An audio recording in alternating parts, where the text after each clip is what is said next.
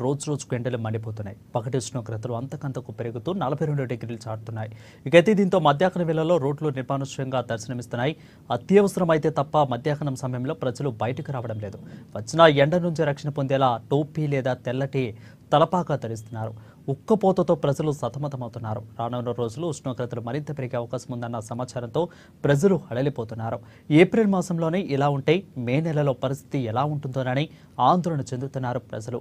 అటు మండుతున్న ఎండల దృష్ట్యా ప్రజలు జాగ్రత్తలు పాటించాలని వైద్యులు, అధికారులు సూచిస్తున్నారు.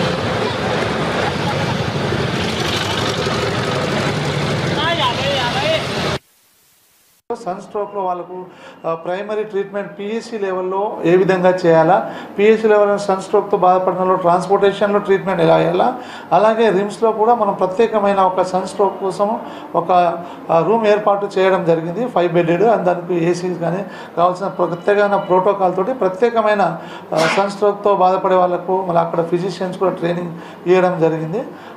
ఆ విధంగా సన్ స్ట్రోక్తో ఉన్న వాళ్ళకు ప్రజలకు కూడా మేము సూచించేది ఏంటంటే ఏదైతే ఇప్పుడు ఈ మంత్లో ఇంకా ఇప్పటికీ మనకు 42 డిగ్రీ సెంటిగ్రేడ్ మనం స్ట్రోక్ సన్ లెవెల్ టెంపరేచర్ పెరుగుతున్నది కాబట్టి ఇంకా పెరిగే అవకాశం ఉంది. కాబట్టి ప్రతి ఒక్కరూ చిన్నపిల్లలు, ముఖ్యంగా చిన్నపిల్లలు, గర్భిణీ స్త్రీలు, ఓల్డ్ ఏజ్ వాళ్ళు జాగ్రత్తగా ఉండాలా.